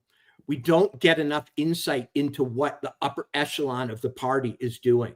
We only see this one representative, O'Brien, you know, but this brings you backstage into the conspiracy. And that is really kind of exhilarating because C.S. Lewis was a smart guy who knew how smart upper class elitist British people acted behind the scenes. And at one point, he talks about how the common room, which is where the faculty gather at this university, has been a civilized place for discussion for the last 300 years.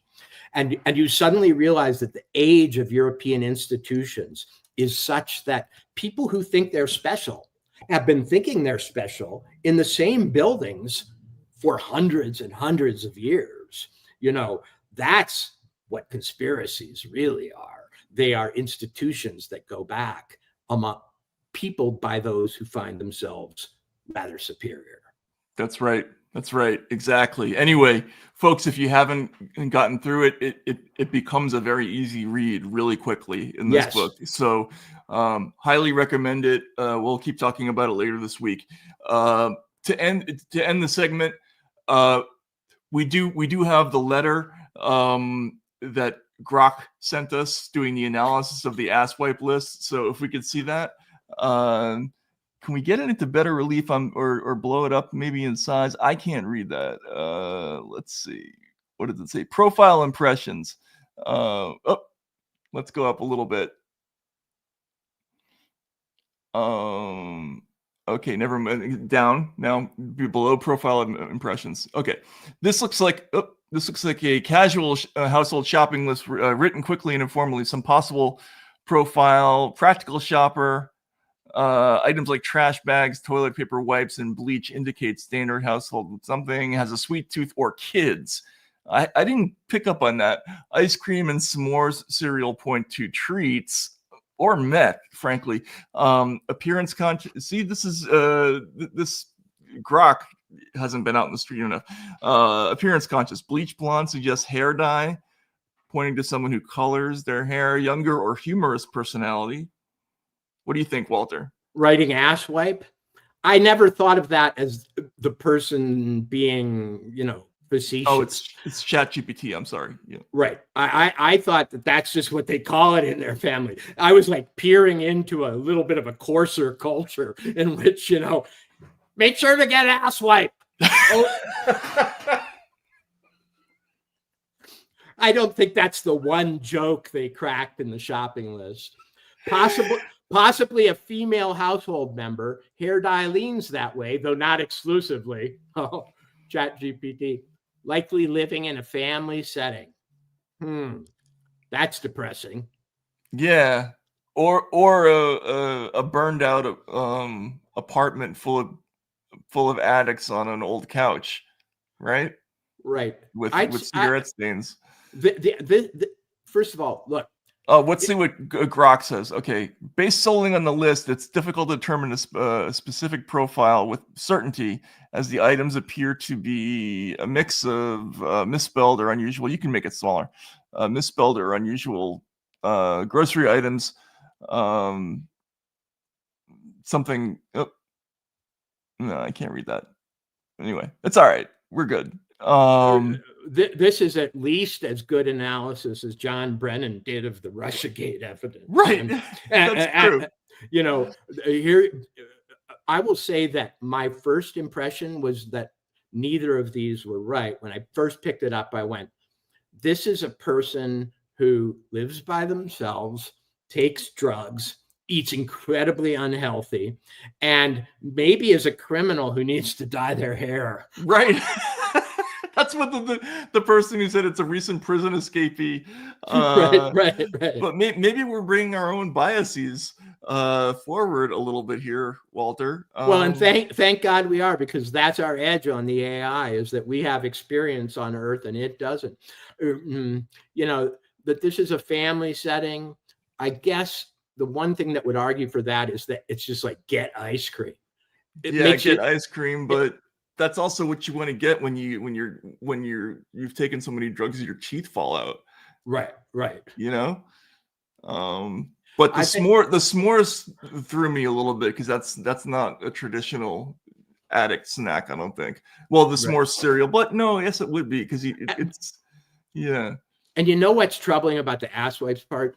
It suggests, because it's first on the list, that they haven't had them for a while, that they've been making do with something. Like, you know, ripped up paper bags. Like in Russia, little pieces of newspaper, right? Neatly cut with scissors. Right. That's what. That it's that big a priority suggests they've been doing without. Can we get somebody to go on an AI and maybe for the next show send us what the brand name asswipe would look like on like instead of Charmin? I think that would be a great looking thing. We got to get somebody to do that. So all right, that was really funny. We got to treasure that list and keep it close. And thanks everybody for tuning in, and we will see you again later this week. See you then. Oops. Sorry. There we go.